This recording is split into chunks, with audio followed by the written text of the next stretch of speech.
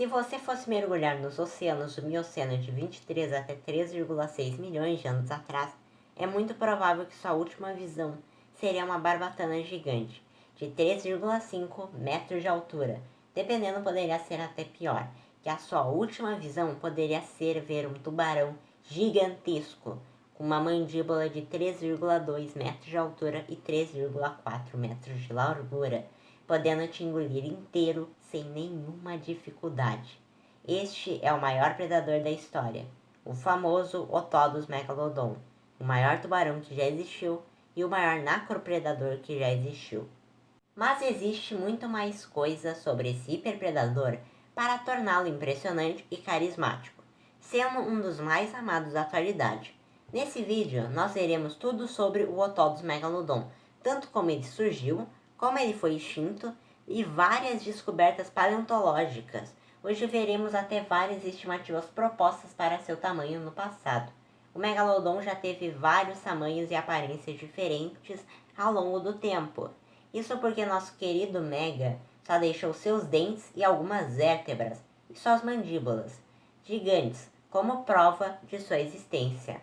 Até hoje, com muitas provas que esse superpredador está extinto há milhões de anos, ainda existem milhares de pessoas no mundo inteiro que acreditam que esse mega tubarão ainda existe e está escondido em algum lugar dos oceanos.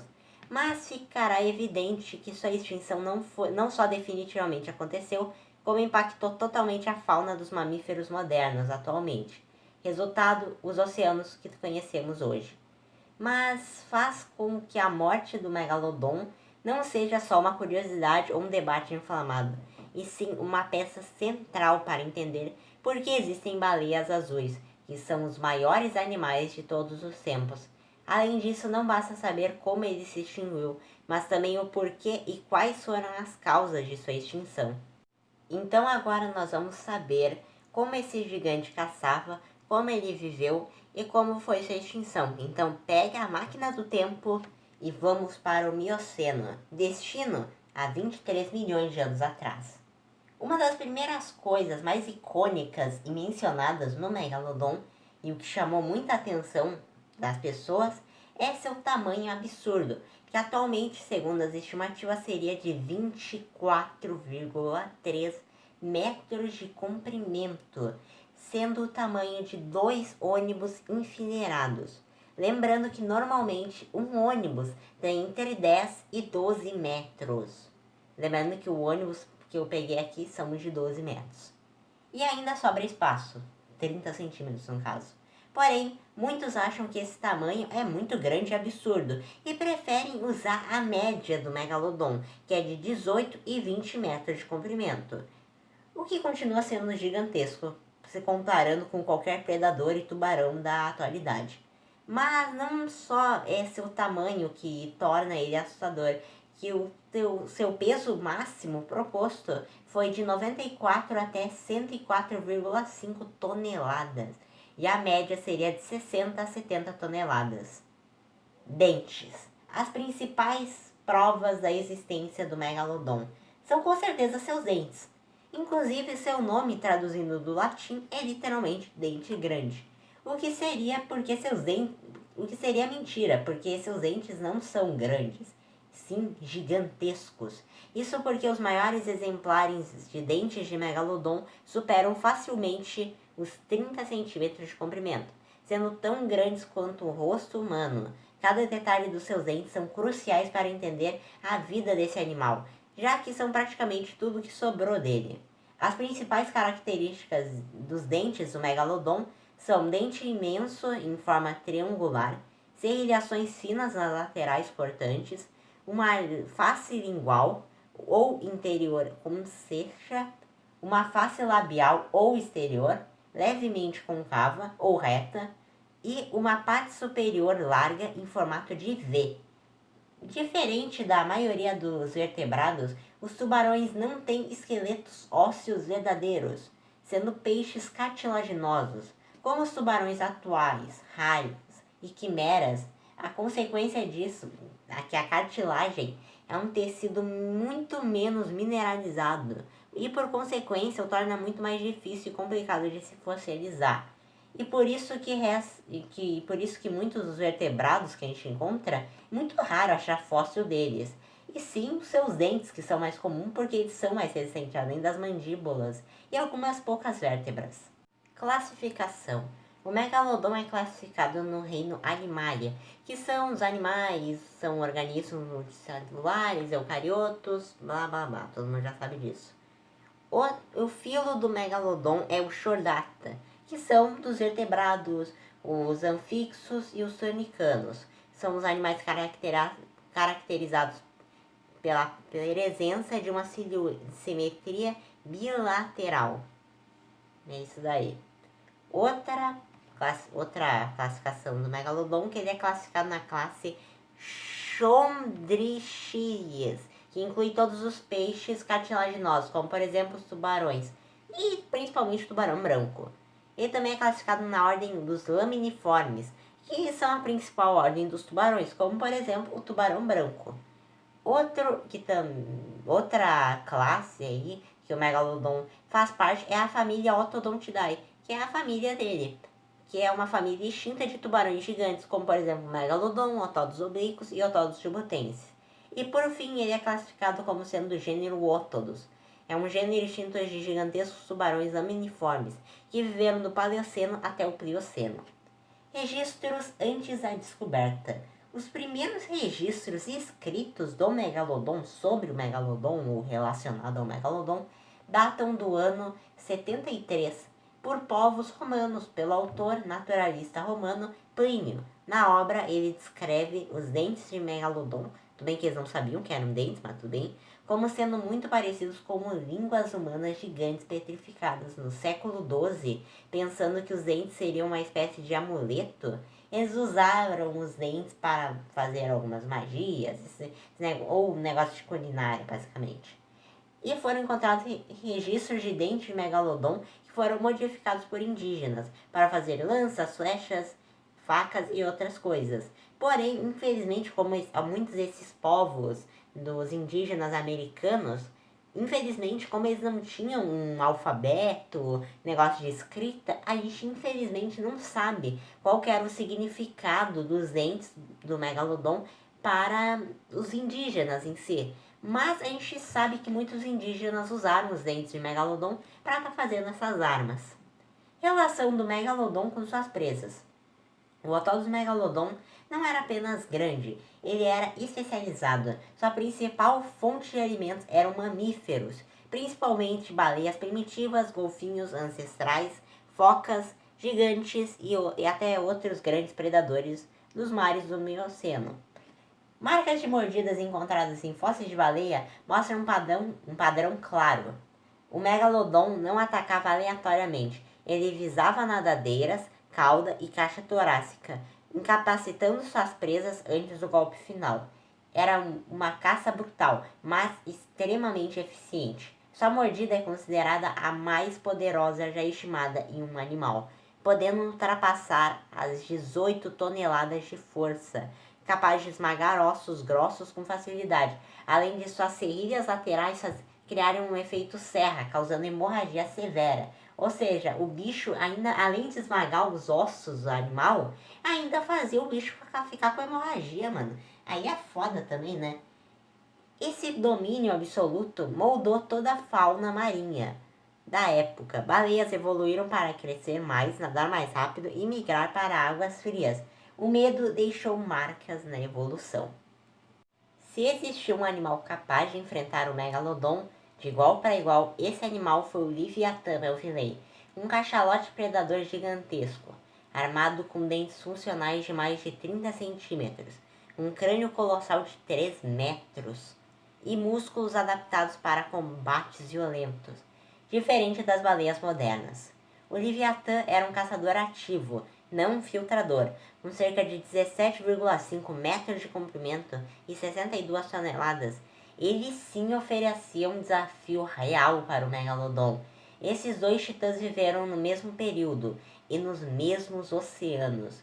Isso não significa que lutavam todo o tempo, mas os encontros certamente aconteceram.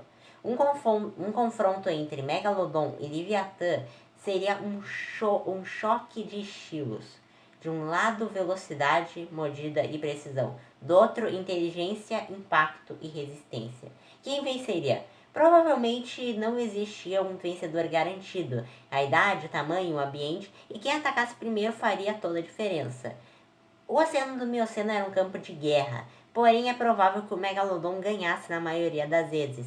Isso porque ele era maior, mais pesado, tinha uma mordida mais forte, mas não descarta a chance do Leviatã ganhar. É por conta que com esse novo estudo, que o Megalodon chegava a 24,3 metros, abaixou bastante as chances do Leviatã ganhar, mas também elas não são nulas. Ainda existem as chances do Leviatã ganhar. Estimativas antigas propostas. Durante as décadas passadas, o Megalodon foi retratado como um tubarão branco gigante, com proporções quase idênticas. As primeiras estimativas sugeriam um tamanho entre 30 e 35 metros, baseadas em comparações simples com o tubarão branco moderno. Porém, com o avanço da ciência, novas abordagens surgiram. Modelagens biomecânicas, comparações com outros laminiformes extintos e análises mais precisas da mandíbula. Essas estimativas foram levemente crescendo. Em 2002, a média do Megalodon era de 12 metros. Porém, essa média acabou aumentando um pouco para 16, daí depois ficou para 18, daí depois subiu para 20 metros. Daí depois voltou para 18, porém atualmente a média, o tamanho máximo do Megalodon sugere um pouquinho mais de 24 metros, sim, 24,3 metros. Isso em indivíduos extremos, que a média do Megalodon era de 20 e 18 metros. Como o Megalodon surgiu? O Megalodon não apareceu do nada, tipo ali, surgiu, brotou, não. Ele faz parte de uma linhagem antiga de tubarões gigantes, que começou ainda no Paleoceno, com espécies como o atol dos oblíquos. Ao longo de milhões de anos, essa linhagem foi crescendo, se adaptando e refinando suas armas. Cada nova espécie trazia dentes maiores, mandíbulas mais largas e corpos mais robustos. O Megalodon foi o ápice absoluto dessa evolução, o resultado final de milhões de anos adaptados até a perfeição de seleção natural, favorecendo seu tamanho, força e eficiência predatória. Ele surgiu em um mundo quente, com mares ricos em alimento e repleto de grandes presas. Era o cenário perfeito para um gigante predador nascer. Como o Megalodon foi extinto? Apesar de seu tamanho e poder basicamente infinitos, vamos dizer assim, comparado com outros animais, o Megalodon não era invencível. Entre 5 e 4 milhões de anos atrás, o planeta começou a esfriar dramaticamente. Correntes oceanas mudaram geleiras, se expandiram e muitas espécies de baleia migraram para as águas mais frias. O Megalodon, que era adaptado a águas quentes e temperadas, perdeu acesso às suas principais presas. Ao mesmo tempo, novos competidores surgiram, como por exemplo, a ancestral das orcas modernas, tubarões pequenos mais rápidos e mais adaptados que conseguiam caçar as presas menores. Além disso, o nascimento de filhotes em áreas costeiras rasas tornou-se muito arriscado com a mudança do nível do mar. Menos presas, mais competição e um ambiente em transformação. Então, por isso, há 3,6 milhões de anos atrás, esse colosso foi extinto. Até mesmo um rei pode cair quando o mundo decide mudar rápido demais. O Megalodon desapareceu e com ele largou o legado do último superpredador absoluto dos oceanos. Coisa que a gente não sabe quando que pode ter um novo superpredador. Mas se fosse para ranquear um novo superpredador para os oceanos, eu diria que seriam umas orcas, mas tá. Encerramento. O fim do vídeo, no caso, né? O atol do Megalodon não foi apenas o maior tubarão que já existiu. Ele foi um marco na história da vida.